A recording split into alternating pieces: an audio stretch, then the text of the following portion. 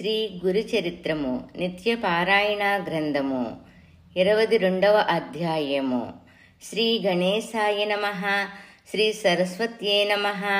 శ్రీపాద వల్లభ శ్రీ నరసింహ సరస్వతి శ్రీ గురు దత్తాత్రేయాయ నమః. శ్రీ గురుభ్యో నమః. శ్రీ మాత్రే నమః. అవధూత పరమహంస పరివ్రాజకాచార్య శ్రీ శ్రీ శ్రీ బోధానందేంద్ర సరస్వతీయతి శ్రీ పాదుకాం స్మరామి. శ్రీ గణేశాయ నమః. 1వ శ్లోకం. నామధారకుడు సిద్ధముని పాదములు కెరిగి చేతులు జోడించి వినయముగా ఇట్లనెను. సిద్ధముని యోగీశ్వర, భక్తులను సంసారము నుండి తరింపచేయువారు మీరు. శిష్యలోక మనోహరులు. నా అజ్ఞానమును చీకటిని పారద్రోలు జ్యోతియే మీరు. మీ పాదస్పర్శచే నాలో జ్ఞానము ఉదయించినది. నీ ప్రసాదము వలననే నాకు పరమార్థ జ్ఞాన లాభము చేకూరినది. అందువలన సిద్ధరాజ, పరమపురుష, యోగివర, నీవు తారకుడవు. నీవు జ్ఞాన దీపకుడువైన గురువయ్యి జ్ఞాన మార్గమును దర్శింపచేసితివి. కామధేను రూపమైన శ్రీ గురుచరిత్రమును విస్తారముగా వినిపించితిరి. అయినను నాకు తృప్తి చేకూరలేదు. ఇంకను వినవలినన్న కోరిక పెరుగుతున్నది. మునుపు శ్రీగురుడు గంధర్వ నగరమునకు పోయిన సంగతి తెలిపితిరి. ఆపై జరిగిన వృత్తాంతమును మీరు నాకు వివరముగా తెలుపుడు. శిష్యుని మాటలు విని సిద్ధుడిట్లనెను. నీవు గుణవంతుడవు, గురు కృపా పాత్రుడవైన బాలుడవు. నామధారక, శ్రీ గురి చరిత్రయందు లగ్నమైన నీ మనసు ధన్యము. శ్రీగురిని పాదములకు అంకితమైన నీ జీవితము ధన్యమే. అందుచే ఈ సమస్త ప్రపంచమున నీవు పావనుడవు, పుణ్యపురుషుడవు. నీవు అడుగు ప్రశ్నలచే నా మనసు సంతుష్టి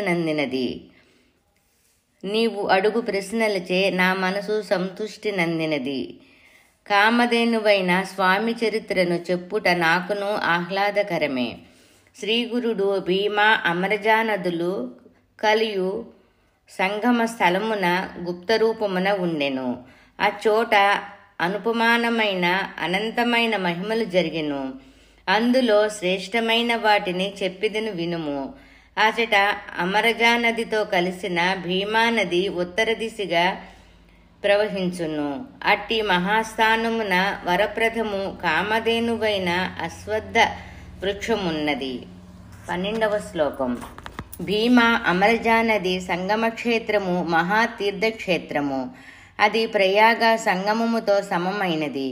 అచ్చట 8 తీర్థములు కలవు. ఓ శిష్యశ్రేష్ఠ, ఆ తీర్థముల మహిమ అపారము. వాటిని గురించిన విశేషములను మునుముందు ప్రసంగవశమున తెలిపెదెను. తన భక్తులను నుద్ధరించువాడు, తీర్థమహిమను ప్రకటన చెయ్యగలవాడు అయిన శ్రీగురుడు తన ఇష్టప్రకారమే అచ్చట లోకమునకు తెలియకుండా కొంతకాలముండెను. సమస్త తీర్థములు గురుపాదములు అందు ఉండునని వేదములు ఘోషించును. మరి శ్రీగురుడు పుణ్యతీర్థములను ప్రకటన మొనర్చనేలా? భక్త రక్షణార్థమయ్యి శ్రీగురుడు క్షేత్రాటన మొనర్చును. అక్కడ గాణగాపురము దగ్గర సంగమ క్షేత్రమున గుప్తరూపమున ఉండి కూడా స్వామి ప్రకటితమైను. క్రమానుగతమైన ఆ మహిమలను చెప్పెదెను. శ్రీగురుడు ప్రకటమవుటకు గల కారణము వినుము. ప్రభుడైన శ్రీగురుడు మనోహరమైన సంగమక్షేత్రము నివసించును. త్రిమూర్తి అవతారుడైన దత్తావతారుడైన వారు ప్రకాశింపకుండా ఎట్లు ఉండగలరు? సహస్ర కిరణుడైన సూర్యుడు ఏ రీతిగా గుప్తముగా ఉండగలడు? వాని సహజగుణము స్వయం ప్రకాశత్వమైనయే. శ్రీగురుడు అరణ్యమున సంగమస్థానమున ఉండి మధ్యాహ్న కాలమున ప్రతినిత్యము భిక్షకయ్యి గంధర్వ నగరమునకు వెళ్ళును. ఆ గ్రామమున 100 బ్రాహ్మణ గృహములు కలవు. ఆ బ్రాహ్మణులు అందరూ రాజుచే ఇవ్వబడిన అగ్రహారమును అనుభవించుచు వేద పాఠకులయి ఉండిరి. వారి నడుమ ఒక దరిద్రుడైన బ్రాహ్మణుడు యాయవారు వృత్తిచే జీవించుచుండెను. ఆ విప్రుని భార్య పతివ్రత శిరోరత్నము, పతి సేవా పరాయణ. ఓ శిష్య, వారి ఇంట చాలా వయసైనదియు, పండ్లు అన్ని రాలి పోయినదియు, ముక్కుత్రాడు వేయబడినదియు, గొడ్డుపోతును అయిన ఒక బర్రె ఉన్నది. ఆ బర్రెను నదీ తీరము నుండి మట్టిని మోసుకు వచ్చు పనికయ్యి ఆ బ్రాహ్మణునకు ధనము ఇచ్చి కర్షకులు ప్రతిదినము తోలుకుపోవుదురు. ఆ ధనముతో నిర్ధనులైన వారు కాలము గడుపుచుండిరి. ప్రీతితో శ్రీ గురువు వారి ఇంట భిక్షకు వెళ్ళుచుండిరి. ఆ గ్రామవాసులైన బ్రాహ్మణులు తమలో ఈ యతి ప్రతిదినము ఆ పేద బ్రాహ్మణుని ఇంటికే భిక్షకు వెళ్ళెను. స్తోత్రీలమైన మన ఇంట శాఖములు షడ్రస్నానములు హితకరములైనవి ఉన్నను మన ఇండ్లకు రాడు.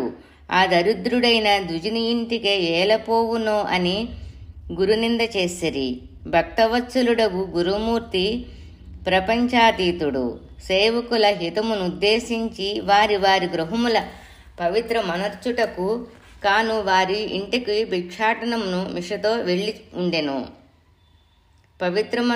వారి వారి గృహముల పవిత్రమనర్చుటకు కాను వారి ఇంటికి భిక్షాటనమును మిషతో వెళ్ళుచుండెను.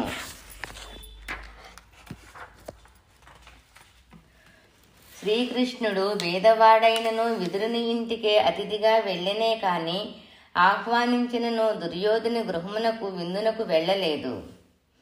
సాత్విక స్వభావము కలవారి యందు మాత్రమే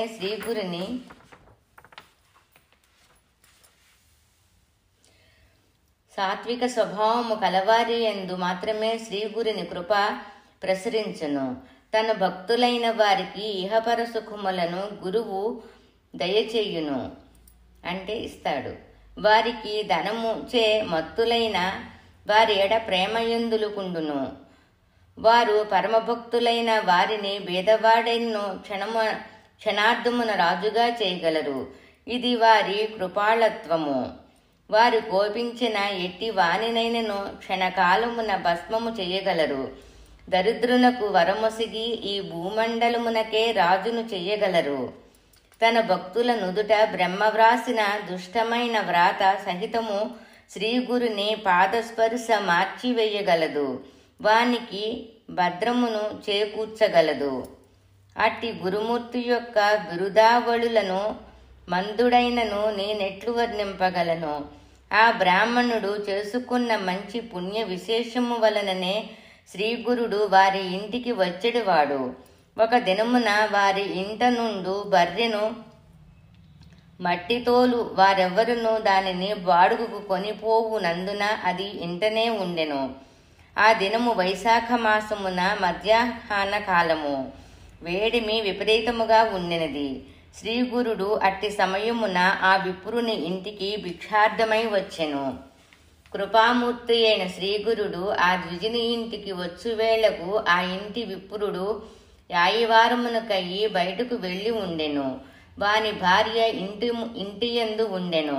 శ్రీగురుడు వాకిట ముంగిట భిక్షాం దేహి అన్న మాట విన్న ఆ స్త్రీ శీఘ్రముగా వచ్చి శ్రీగురునకు దండ ప్రణామములు వనర్చెను. 40వ శ్లోకం. వినయముతో అవనత వదనయ్యి ఆ సతి శ్రీగురునితో, స్వామి, నా భర్త ధాన్యమును యాచించి తెచ్చుటకై వెళ్ళినారు. వారు మంచి ధాన్యము తీసుకొని వచ్చెదరు. స్వామి, తమరు కొంతసేపు కూర్చుండుడని వారు కూర్చుండుటకొక ఆసనమును ఉంచెను. శ్రీగురు నవ్వుతూ ఆ పీఠముపై కూర్చుండి, ఓ బ్రాహ్మణి, నాకు పాలను భిక్షగా ఎందులకు ఇవ్వవు? భర్త రావలయును అని ఏమో పలుకుచుంటివి. నీ ద్వారమున బర్రె ఉన్నది కదా, దాని క్షీరము నాకు భిక్షార్థం ఎందులకు ఇవ్వవు? పై గురువాక్యములను విని నమస్కరించి ఆ స్త్రీ ఇట్లనెను, స్వామి, ఈ బర్రె వంద్య, అంటే పాలు ఇవ్వనది, ముసలదైనది. దాని దంతములు కూడా రాలిపోయినవి. పుట్టినప్పటి నుండి మా ఇంటినే ఉన్న ఈ గేదె ఒకప్పుడు కూడా గర్భము ధరించలేదు. అందుచే ఇది వంధ్య అనే పేరు పడినది. దున్నపోతు వలనే దీనిని పోషించుచుంటిమి. 45వ శ్లోకం. అందుకే దీనిని ముక్కుకు త్రాడు వేసి మట్టి మోయుటకై వినియోగించితిమి. ఆ వచ్చిన ద్రవ్యముచే ఓ యతిరాజా మా యోగక్షేమములు గడుచుచున్నవి అని విన్నవించ శ్రీగురుడు ఇట్లనెను. నీవు నా ఎదుట అబద్ధములు ఆడవలదు. త్వరగా ఆ గేదెను పితికి దాని పాలను నాకు భిక్షగా ఇమ్ము అనిరి. యతివర్యులైన శ్రీగురుని వాక్యము విని వారి మాటలు మనసున విశ్వసించి ఒక కర్రపాత్రను చేబూని ఆ గేదెను పితుకుట ఆరంభించెను. శ్రీగురుని వాక్యము కామధేను సమానమని తలంచి ఆ సతి పాలు పితికెను. గొడ్డు అయిన ఆ గేదె 2 పాత్రల నిండుగా పాలు నొసంగెను. ఆ వింతను చూచి ఆహా, ఈ యతి సాక్షాత్తు ఈశ్వరుడే. వారి వాక్యములు వినుట చేతనే ఎంతటి అద్భుతము జరిగినది అని ఆ విప్రవనిత ఆశ్చర్యము నొందెను. ఆ స్త్రీ ఆ పాలతో లోనికి వెళ్లి త్వరగా కుంపటి వెలిగించి వేరు పాత్రలో ఆ పాలను కాచి వాటిని త్రాగు వేడికి సరిచేయునంతలో శ్రీగురుడు, ఓ శ్రీ, పాలు భిక్షగా ఇవ్వుము. నేను ఆలస్యము చేయక సంగమమునకు పోవలయును. ఆలస్యము చేయవద్దు అనిరి. శ్రీ గురునాథుని మాటలు విని వారికి త్వరగా ఆమె క్షీరమునిచ్చెను. వారు ఆ పాలను త్రాగి పరమ సంతోషమునందిరి. 54వ శ్లోకం. సంతుష్టుడైన శ్రీగురుడు ప్రీతితో ఆ విప్రశ్రీతో సర్వకాలములయందు అఖండమైన లక్ష్మి సంపద మీ ఇంట నివసించును. పుత్ర పౌత్ర శ్రీయుక్తులయ్యి మీరు నిశ్చింతగా ఉందురు అని ఆశీర్వదించి శ్రీవారు సంగమస్థానము చేరుటకై బయలుదేరిరి. శ్రీగురుడు సంగమమునకై వెళ్ళగా ఆ ఇంటి యజమాని ఇంటికి వచ్చెను. అతను శ్రీగురుని మహత్యమునంతయు వినెను.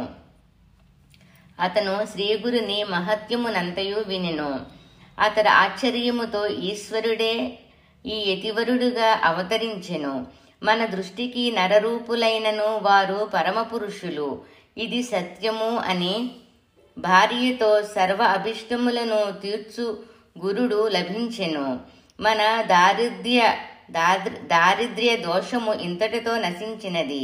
పద, వారి దర్శనము చేసుకుందాము అని భార్యతో కూడా ఆ విప్రుడు పూజాద్రవ్యములు వెంటగొని శ్రీగురుడున్న సంగమ స్థానమునకయ్యి బయలుదేరిరి. వారిరువురు శ్రీగురుమూర్తిని పూజించి స్తుతించి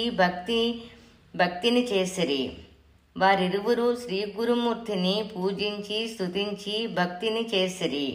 శ్రీగురుడు తుష్టినంది వారికి వర ప్రధానమొనరించెను.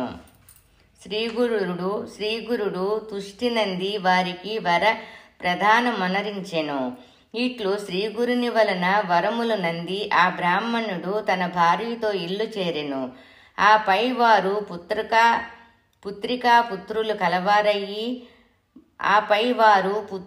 పుత్రులు కలవారయ్యి సంపదలతో పూర్ణాయుష్మంతులయ్యి బుద్ధిమంతులయ్యి జీవనయాత్ర చేసిరి. 61వ శ్లోకం. శిష్య నామధారక, ఇట్టిది గురుకృప. గురుడెవరిపై అనుగ్రహము చూపునో వారికి దైన్యమెక్కడిది. బీదవాడైనను అష్టైశ్వర్యములు కల భాగ్యవంతుడగును.